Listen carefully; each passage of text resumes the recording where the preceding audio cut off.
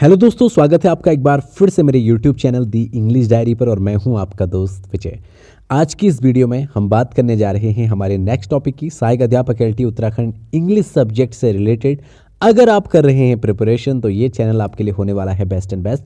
तो फिलहाल हम यूनिट 5 में जो है अमेरिकन पोइट्री करेंगे। इससे पहले इंडियन पोइट्री जो है हम कर चुके हैं, जिसमें 4 राइटर्स की complete biography and all works related videos upload की जा चुकी हैं। प्लेलिस्ट में जाके उत्तराखंड एलटी इंग्लिश वाले जो है फोल्डर में जाएं और वहां पर जाके सारी वीडियोस को देखें। उनसे रिलेटेड एमसीक्यूज़ की वीडियोस भी वहां पर अपलोडेड हैं। और अगर चैनल में नए हैं तो सब्सक्राइब ज़रूर करें। फिलहाल हम आपको बता रहे हैं अमेरिकन पोइट्री में यहाँ पर हमारे पास 4 जो हैं पोइट्स हैं, जिसमें आज हम जिन्हें पढ़ेंगे वो है वॉल्ट विटमैन और दूसरे इसके बाद Emily Dickinson, Robert Frost, Sylvia Plath. तो शुरू करते हैं वॉल्ट विटमैन से आज की ये वीडियो। और आप लोगों से मैं यही कहूँगा कि अभी तक जो भी वीडियोस आपको दी जा चुकी है आपका रिस्पांस उस पर पॉजिटिव आ रहा है। मैं बस यही उम्मीद करता हूँ कि आपके लिए मेरी वीडियोस यूज़फुल हों, क्योंकि मैंने सहायक अध्यापक एलटी एग्ज़ाम क्वालिफाई किया है, मैं गवर्नमेंट टीचिंग में सेलेक्टेड हूँ। मैं बस आप लोगों को गाइडेंस दे रहा हूँ कि किस तरह से आपको चीज़ों को पढ़ना है और किन चीज़ों को छोड़ना है। ओवर डिटेलिंग से बाहर होके किस तरह से फोकस करना है इंपॉर्टेंट पॉइंट्स पे और उन्हें याद करते हुए अपना सिलेक्शन भी पाना है, और ओवर जो हमारा एक कहीं ना कहीं बर्डन बनता है उसको कहीं ना कहीं उससे निजात पानी है। तो चलते हैं आज की इस वीडियो में, ज़्यादा समय आपको नहीं लेते हुए। तो आज की वीडियो में हम वॉल्ट विटमैन के बारे में पढ़ने वाले हैं। चैनल में अगर आप नए हो तो एक सब्सक्राइब तो बनता है, लाइक के साथ कमेंट में ज़रूर बताएं कि आपका जो रिस्पांस है, कि आपका जो एक्सपीरियंस है मेरे साथ, वो आपको कैसा लग रहा है। तो चलते हैं आज की वीडियो की तरफ। और आज जो है वॉल्ट विटमैन से रिलेटेड लाइव जो हिस्ट्री है, इनकी वर्क्स हैं, इंपॉर्टेंट पॉइंट्स हैं, उन्हें लेके चलते हैं और करते हैं बढ़िया से तैयारी। तो देखिए आज का पहला पॉइंट है, Walt Whitman was born on May 31, 1819। याद रखना 1819, ठीक है, 1819। तो आप इस तरह से याद रख लेना कि जो WW का मैच होता है, WW आप देखते भी होंगे, W और WW जो है 2 लोग हैं, एक W की एज है 18 और एक W की एज है 19, तो दोनों हो गए 18-19। तो इस तरह से आप याद रख सकते हैं कि वॉल्ट का W और विटमैन का W दोनों मिला के 18-19, यानी यहाँ पर 1819 जो है इनकी जो है बर्थ ईयर है। वेस्ट हिल्स में इनकी जो है जन्म इनका हुआ था, लॉन्ग आइलैंड यहाँ पर है। और Whitman died on pleurisy on March 26, 1892। जो है प्लेरेसी एक नाम की बीमारी है जिसमें कि फेफड़ों में टिश्यूज़ का कुछ जो है ऐसा प्रॉब्लम हो जाता है जिससे जो ब्रीथिंग प्रोसेस है वो कहीं ना कहीं बाधित होती है। तो इस वजह से यही रीज़न था जिससे इनकी मौत हुई थी। एट द एज ऑफ 72 पे इनकी डेथ हुई थी। 4 डेज आफ्टर हिज डेथ, इनकी मौत के 4 दिन बाद इन्हें बरीड किया गया था। इनकी टॉम बनाई गई थी, और कहाँ पे बनाई गई थी? हार्ले सेमेट्री इन कैम्डेन में। ये वो लोकेशन है जहाँ पर इनकी टॉम बनाई गई थी, ठीक है। तो चलते हैं नेक्स्ट पॉइंट पे। नेक्स्ट पॉइंट है, he was immediately nicknamed vault. इनको जो है तुरंत एक निकनेम भी दे दिया गया वॉल्ट नाम से, distinguish him from his father, क्योंकि इनके फादर का नेम बिल्कुल इनके जैसा था। तो इस वजह से इनके नेम को जो है थोड़ा हल्का सा इसमें कुछ चेंजेस किया और इनको एक निकनेम वॉल्ट दे दिया गया। तो वॉल्ट विटमैन, इसीलिए हम इसको पढ़ते भी हैं। एट एज 4, जब ये 4 साल के थे, Whitman moved with his family from West Hills to Brooklyn. तो इनकी जो फैमिली है, अपनी फैमिली के साथ इनको मूव करना पड़ा था। कहाँ से? वेस्ट हिल से ब्रुकलिन की तरफ। Living in a series of homes. तो इस तरह से ये दर बदर मतलब अलग अलग घरों में रहते रहे। उसके बाद in part due to bad investments, क्योंकि कहीं ना कहीं इनके जो निवेश थे वो गलत जगहों पे हो गए थे, जिसकी वजह से फाइनेंशियल कंडीशंस जो है ख़राब हो गई थी। तो इसके मद्देनज़र चलते हुए इनको घर से घर, कई सारे घर बदलने पड़े, यानी रेंट पे रहना पड़ा। तो ब्रुकलिन चले गए थे। At age 11 Whitman concluded formal schooling. तो लगभग 11 साल में इन्होंने अपनी जो औपचारिक शिक्षा है उससे पूरा कर लिया था। He then sought employment for further income for his family. फिर उसके बाद ये इनकम के लिए, अपनी फैमिली के सपोर्ट के लिए थोड़ा काम करने लगे। He was an office boy. वो ऑफिस बॉय बन गए for 2 lawyers and a doctor. 2 lawyer के और एक डॉक्टर के, ठीक है। वहाँ पर ये क्या बने? ऑफिस बॉय का काम भी इन्होंने किया। His father Walter Whitman. देखिए इनके फादर का नाम वॉल्टर है, तो वॉल्टर से जो है ER हटा के इनको वॉल्ट निकनेम दिया गया था, ये आप याद रखना, ठीक है। तो इनके जो फादर हैं Walter Whitman was an English man, वो एक इंग्लिश मैन थे। वाइल हिज मदर, जो इनकी मदर थी लुइसा वेन वेल्सर वॉज डच, इनकी जो मदर जो लुइसा थी वो डच थी और इनके फादर जो थे वो एक इंग्लिश मैन थे, ठीक है। In 1831 he worked as an apprentice for Long Island newspaper the Patriot. तो ये एक प्रशिक्षु की तरह Long Island newspaper the Patriot जो है, जिसका टाइटल है, उस पर भी इन्होंने काम किया, ठीक है। एक कहीं ना कहीं अप्रेंटिस वहाँ पर की थी इन्होंने, तो प्रशिक्षु रहे थे उसमें। वॉल्ट विटमैन वॉज बॉर्न, ये शायद मुझे लग रहा है कि रिपीट हो गया ये वाला पेज। तो देखिए जो नेक्स्ट पॉइंट है, इन 1833 हिज फैमिली लेफ्ट ब्रुकलिन। 1833 में जो है उनकी फैमिली ने फिर से एक बार ब्रुकलिन को छोड़ दिया। अब देखिए यहाँ अभी आपने ऊपर यहाँ पर देखा था कि ये लोग वेस्ट हिल से ब्रुकलिन गए थे जब ये 4 साल के थे, और यहाँ हम नीचे देख रहे हैं 1833 में उनकी जो फैमिली है उन्होंने ब्रुकलिन जो है छोड़ दिया था, ठीक है। और वो कहाँ मूव्ड बैक हो गए थे, लॉन्ग आइलैंड में, यानी वापस वहीं आ गए थे। लिविंग 14 ईयर ओल्ड वॉल्ट, 14 साल की वॉल्ट को छोड़कर to fend for himself in the city, और उन्हें वहाँ अकेला जो है छोड़ दिया था कि वो अपना सर्वाइवल वहाँ पर खुद ही देखेंगे। He worked as a teacher, उन्होंने एज ए टीचर वहाँ पे काम किया। इन 1838 ही लेफ्ट टीचिंग, लेकिन 1838 में उन्होंने क्या किया, टीचिंग छोड़ दी। ही स्टार्टेड एडिटरशिप, उसके बाद वो संपादकीय का काम करने लगे द लॉन्ग आइलैंडर में, जो कि एक न्यूज़पेपर था, उसमें एडिटरशिप करने लग गए थे वो, ठीक है, संपादन का काम करने लग गए थे। ये सारे पॉइंट्स आपको याद रखना है कि कब उन्होंने क्या किया था।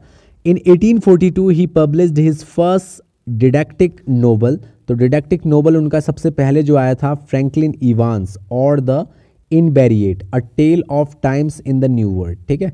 ये उसके टाइटल सबटाइटल्स हैं, आपको याद रखने कि ये उनका 1842 में आया था, जो कि एक नोवेल था।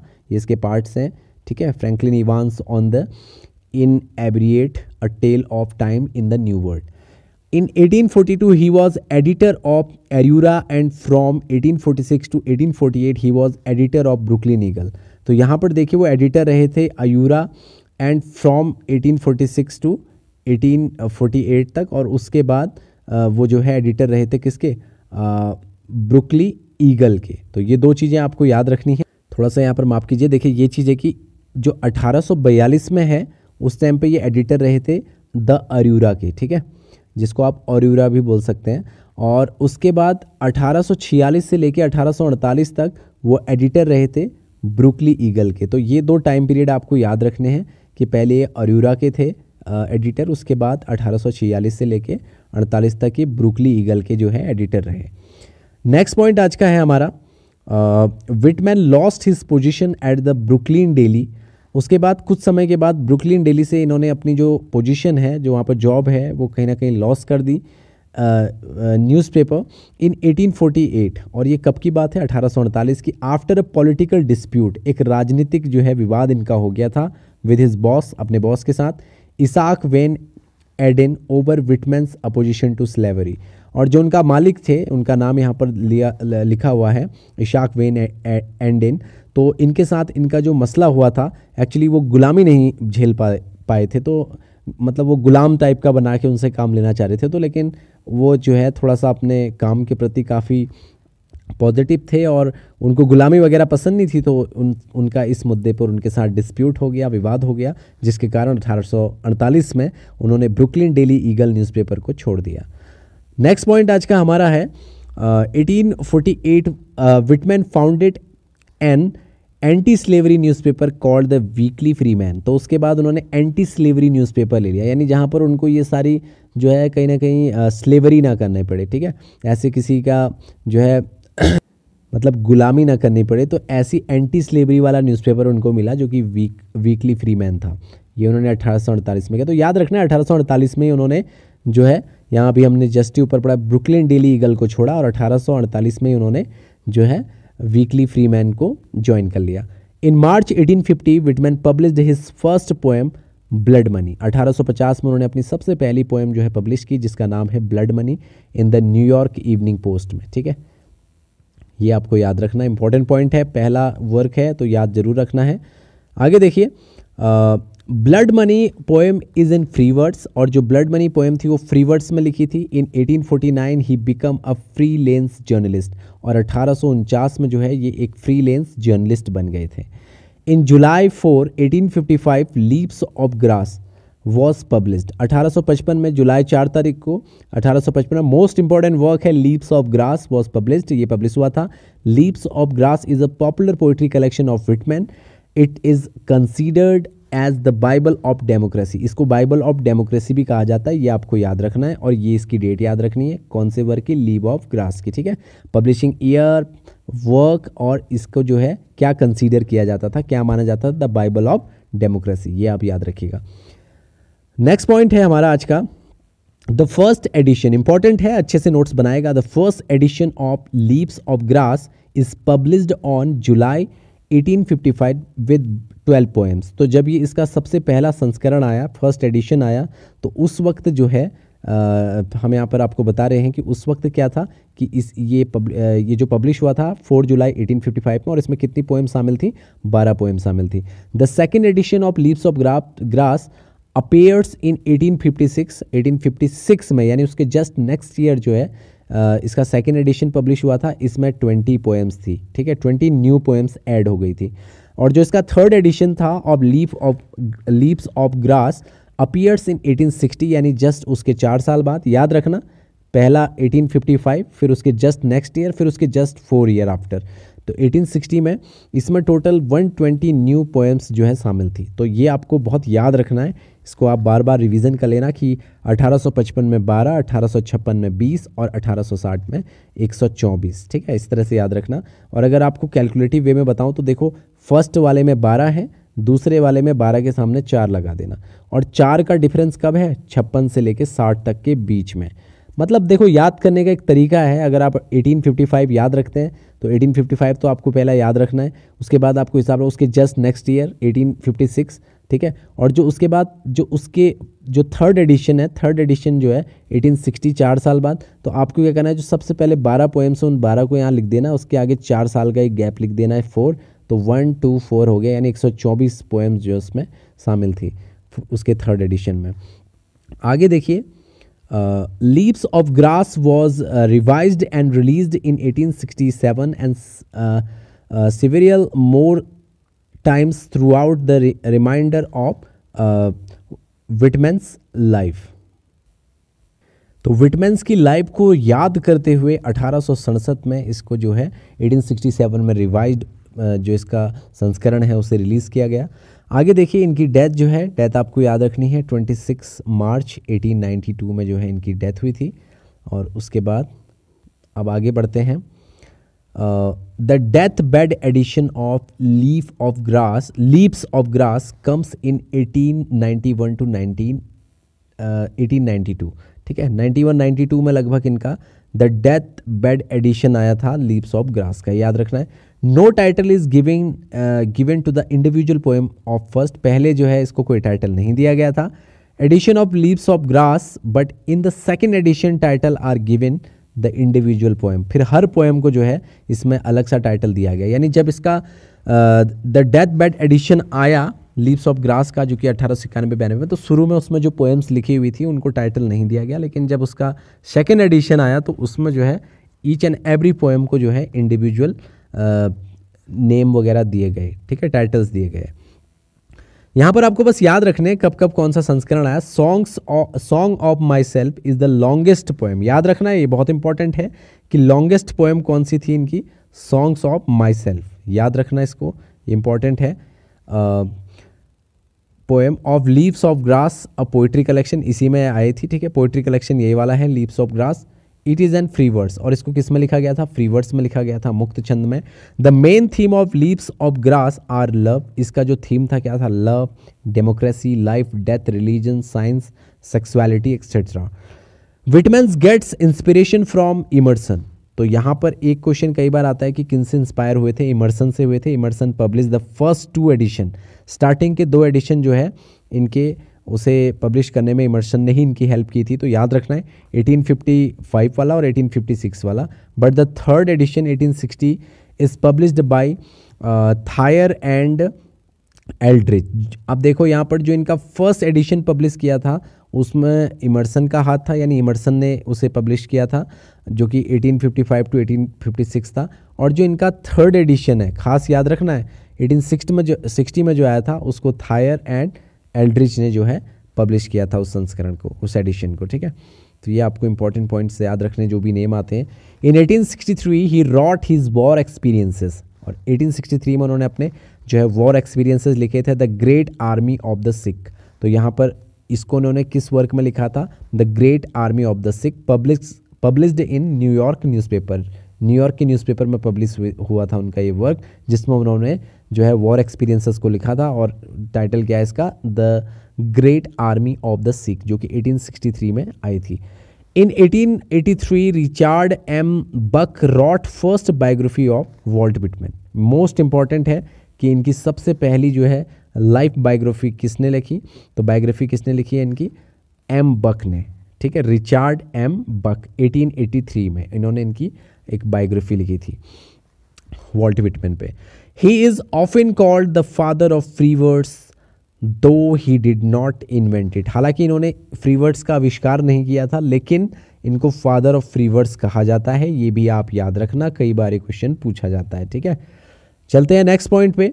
नेक्स्ट पॉइंट है he was appointed clerk in the Indian bureau. इनको इंडियन ब्यूरो में एज अ क्लर्क भी इन्होंने काम किया है। वॉल्ट विटमैन रिमेन्ड बैचलर, ये हमेशा जो है बैचलर रहे, शादी नहीं की इनने। He sings of sex because it is an essential part of human life. ये हमेशा सेक्स पर जो है गायन किया करते थे, क्योंकि मानते थे कि सेक्स जो है बहुत इंपॉर्टेंट है ह्यूमन लाइफ में।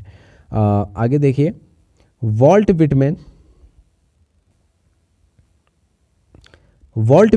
Is called the representative poet of America. ये भी आपको याद रखना है, रिप्रेजेंटेटिव पोएट ऑफ अमेरिका इनको कहा जाता है, ठीक है, ये आपको याद रखना है। And the next point is, जो नेक्स्ट पॉइंट है हमारा वो है the I in his poetry stand for modern man. उनकी पोएम्स, उनके वर्क्स में यानी पोइट्री में आई जो है हमेशा किसके लिए स्टैंड होता है, मॉडर्न मैन के लिए। याद रखना है इसको, और इवन एवरी मैन के लिए। तो ये दो चीज़ें आपको याद रखनी है कि जब भी आई का इन्होंने यूज़ किया उनमें दो ही चीज़ें, मॉडर्न मैन या फिर every man. Vault Whitman was an American poet, ये तो आपको पता ही है। Walt Whitman had both English and Dutch blood in his veins. Obviously बात है, उनके फादर जो है एक इंग्लिश मैन थे और डच उनकी मदर थी, तो उनकी रगों में किसका खून बह रहा था, डच और इंग्लिश मैन दोनों का, ठीक है। आगे देखिए, Walt Whitman was the poet of the blood and poet of the soul. याद रखना, poet of the blood and poet of the soul किसको कहा जाता है, वॉल्ट विटमैन को कहा जाता है। ड्रम टैप्स 1865 में वर्क आया था, is a series of poem. ये पोएम की एक सीरीज थी, Drum Taps 1865, written by Whitman, Whitman ने लिखी थी। Song of Myself is the master key to unlock Whitman's art and mind. तो इनका जो आर्ट है और इनका जो माइंड है उसे अनलॉक करने का, ठीक है, वो क्या था, एक मास्टर की थी songs of my self. It is an introductory poem of the mystical EPIC leaps of grass. और ये एक इंट्रोडक्टरी पोएम भी थी लीप्स ऑफ ग्रास की, लीप्स ऑफ ग्रास में ही ये शामिल थी। तो कहीं ना कहीं कहा जाता है कि ये इसका इंट्रोडक्शन पार्ट था, ठीक है, याद रखना इसको कि ये इसका इंट्रोडक्टरी पोएम थी लीप्स ऑफ ग्रास कलेक्शन की, Song of my self. Next point आज का है, in Songs of Myself then the I refer to poet himself, the I is every man. तो मैंने आपको बताया ही, सॉन्ग्स ऑफ माई सेल्फ में जो आई यूज़ किया हुआ है वो पोइट को जो है डिनोट करता है, और इसका मैन एवरी मैन है, ठीक है।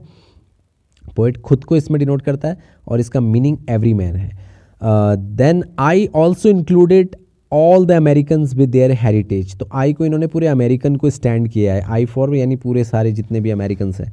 Songs of Myself is democratic poem. Songs of my self एक डेमोक्रेटिक पोएम है, लोकतांत्रिक पोएम है। Song of Myself is a summary of Leaves of grass. कहीं ना कहीं कहा जाता है कि ये समरी है लीव्स ऑफ ग्रास की, ठीक है, उस पोइट्री कलेक्शन की। I celebrated my self is the first song of Whitman song of my self. ये जो पहला लाइन है ये आपको याद रखना है, पहला सॉन्ग उसमें कौन सा लिखा है, आई celebrate Myself is the first song. I celebrate my self जो लिखा है ये उनके सॉन्ग ऑफ माई सेल्फ की पहली लाइन है, ठीक है, फर्स्ट सॉन्ग है उसका। आज का नेक्स्ट पॉइंट है, grass is the sixth song of my self. Grass जो है इसका 6th सॉन्ग है, यानी ग्रास पे इन्होंने 6th वाला जो सॉन्ग लिखा था, song of my self, taken from leaves of grass. और ये कहाँ से लिया गया है? लीव्स ऑफ ग्रास से लिया गया है, ठीक है। ऑब्वियस सी बात है, grass grass leaves of grass. Vault Whitman is the 20th song of my self, it is highly autobiographical. इनका जो 24वां सॉन्ग था उसमें, उसको हाईली ऑटोबायोग्राफिकल कहा जाता है। तो पता रहना चाहिए आपको कि 24th जो सॉन्ग है वो क्या कहा जाता है? ऑटोबायोग्राफिकल, हाईली ऑटोबायोग्राफिकल सॉन्ग उसको कहा जाता है, ठीक है। कहने का मतलब ये है, एक पोइट्री कलेक्शन में जितने इन्होंने वर्क्स लिखे हैं उन वर्क्स के बारे में भी यहाँ डिफाइन मैंने किया हुआ है कि जो grass is the 6th song है इनकी सॉन्ग ऑफ माई सेल्फ में, जो कि किस एडिशन में आया था? लीव्स ऑफ ग्रास में। और यहाँ पर 20th जो सॉन्ग है उसको हाईली ऑटोबायोग्राफिकल कहा जाता है। Animals is the 32nd song of my self. और एनिमल्स के बारे में जो है जो सॉन्ग लिखा हुआ है वो 32वां सॉन्ग है इनके सॉन्ग ऑफ माई सेल्फ में, जो कि किस पोइट्री कलेक्शन में आया था? लीव्स ऑफ ग्रास में। नेक्स्ट है Song of the Open Road is a poem of Walt Whitman. ये भी Song of the Open Road is a poem of Walt Whitman, it is written in 1856। ये आपको याद रखना है, ठीक है। सॉन्ग ऑफ ओपन रोड, ये पॉइंट भी आपको याद रखना है। नेक्स्ट देखिए, going Brooklyn Ferry is Whitman's poem, it is first publish इन 1856। याद रखना है इसको, यहाँ पर पोएम की स्पेलिंग में थोड़ी मिस्टेक हो गई है। तो जो crossing be Brooklyn Ferry is a Whitman's poem, it is first published in 1856 in contains 9 section. 9 section में जो है डिवाइडेड थी जो इनकी क्रॉसिंग ब्रुकलिन फेरी है, ठीक है। और एक कब पब्लिश हुई थी? 1856 में। इसको भी आप जरूर लिख लीजिएगा। थोड़ा सा आज वीडियो लॉन्ग हो रहा है तो थोड़ी मुझे भी दिक्कत हो रही है, मे भी आपको भी होगी, क्योंकि मेरे पास थोड़ा टाइम की कमी है। इस वजह से मैं जल्दी जल्दी पढ़ाने की आपको कोशिश कर रहा हूँ ताकि आपका सिलेबस टाइम पे पूरा हो पाए। कहीं पे भूल चूक हो रही हो तो जरूर उसका ध्यान दें, लेकिन आप पढ़ सकते हैं, आप लिख भी सकते हैं, ठीक है। थोड़ा बहुत मैं समझाने की भी कोशिश कर रहा हूँ। Out of the Cradle Endlessly Rocking is Whitman's most complex and successful integrated poem. इसको मोस्ट कॉम्प्लेक्स एंड सक्सेसफुल माना जाता है इस पोएम को, याद रखना। Out of the Cradle Endlessly Rocking, ये जो पोएम है, ठीक है, इसको इंटीग्रेटेड पोएम भी कहा जाता है। तो मोस्ट कॉम्प्लेक्स एंड सक्सेसफुल इसको कहा जाता है, ये आप याद रखना।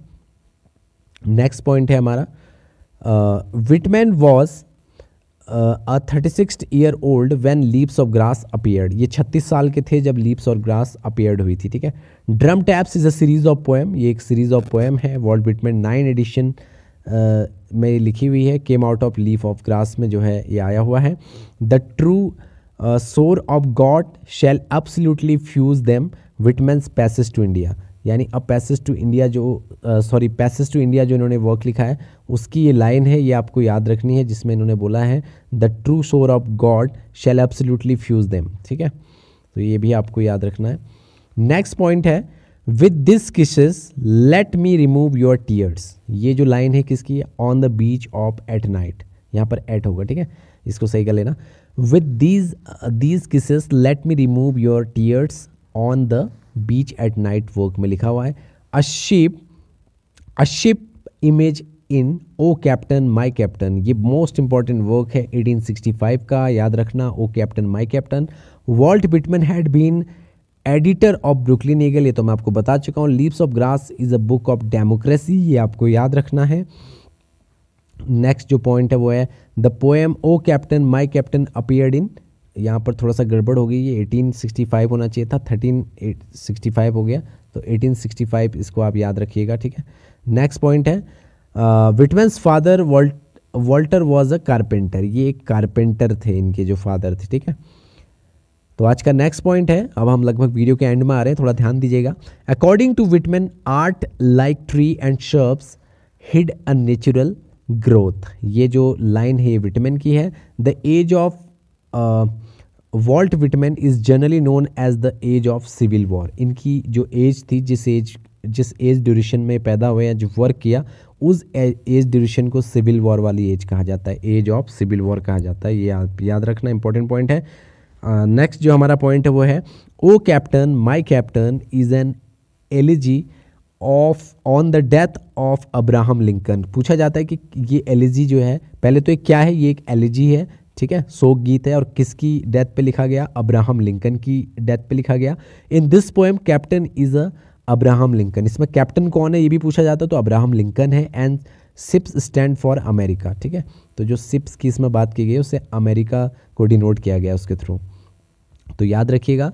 नेक्स्ट पॉइंट है I Hear America Singing is a patriotic lyric by Walt Whitman. I Hear America Singing, अपने अमेरिकन लव को इन्होंने बहुत ज़्यादा जो है डिपिक्ट किया हुआ है अपने वर्क्स में। Walt Whitman is called a homespun philosopher, इनको होम स्पून फिलोसफर भी कहा जाता है। O powerful western star in this line of Walt Whitman's poem blooms the fallen star refers to Abraham Lincoln. तो fallen star जो word इन्होंने use किया है, ओ पावरफुल वेस्टर्न स्टार, फिर फॉलन स्टार जो बोला है वो किसको बोला है, अब्राहम लिंकन को। अब्राहम लिंकन की डेथ पे इन्होंने ये सब कुछ बोला है, आपको याद रखना है। R.W. Emerson praises Whitman for the work of Leaves of Grass, इन्होंने प्रेज भी किया इनको, काफ़ी ज़्यादा इनकी सराहना की। If anything is sacred human body is sacred, ठीक है, ये कहते हैं। देखिए जैसे जैसे वीडियो का टाइम पीरियड बढ़ रहा है वैसे वैसे मुझसे गलतियां भी हो रही हैं।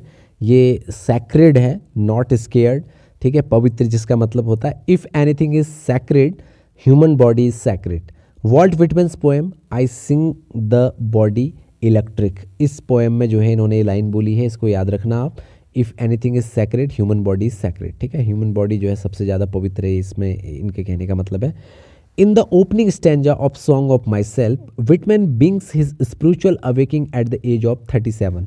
एज ऑफ 37 में जो अपनी स्पिरिचुअल अवेकनिंग है उसको जाहिर किया उन्होंने सॉन्ग ऑफ माई सेल्फ में। आई हेयर अमेरिका सिंगिंग, ये एक लिरिक है जिसे किसने लिखा है, वॉल्ट विटमैन ने। I celebrate myself and sing myself is a line from Songs of Myself, याद रखना इसको कि I celebrate myself and sing my self. Next point है something there is more immortal even the stars is from Whitman's On the beach of Night. देखिए star की बात की जाए तो समझ जाना सितारे रात को ही दिखते हैं, तो on the beach of night यहाँ पर आ गया। अभी हमने एक और वर्क देखा, यहाँ पर देखिए फॉलन स्टार वेस्टर्न स्टार, और फॉलन स्टार वेस्टर्न स्टार कौन थे, अब्राहम लिंकन थे अमेरिका के। इस तरह से इसको कनेक्ट करके आप याद करने की कोशिश कीजिएगा। उम्मीद यही करता हूँ कि जो चीज़ें मैं आपको बता रहा हूँ आपके लिए काफ़ी यूज़फुल हों। टाइम टेकिंग ज़रूर हो सकती है, कहीं मुझसे मिस्टेक भी हो सकती है, क्योंकि काफ़ी कम समय होने की वजह से मैं फिर भी कोशिश कर रहा हूँ कि ज़्यादा से ज़्यादा आप लोगों के लिए चीज़ें अवेलेबल कर पाऊँ। लेकिन वीडियो बनाने के लिए जो है थोड़ा जल्दबाजी में मैं बनाता हूँ, थोड़ा टाइम की कमी है, तो थोड़ा सा भूल चूक माफ। बाकी आप पढ़ लीजिएगा, देख लीजिएगा, जहाँ पे कोई प्रॉब्लम हो पूछ लीजिएगा। But I with mournful tread walk the deck my captain lies fallen cold and dead, these line are from Whitman's Captain O My Captain. Captain O My Captain किसको डिनोट किया, अब्राहम लिंकन को, उनकी death पे।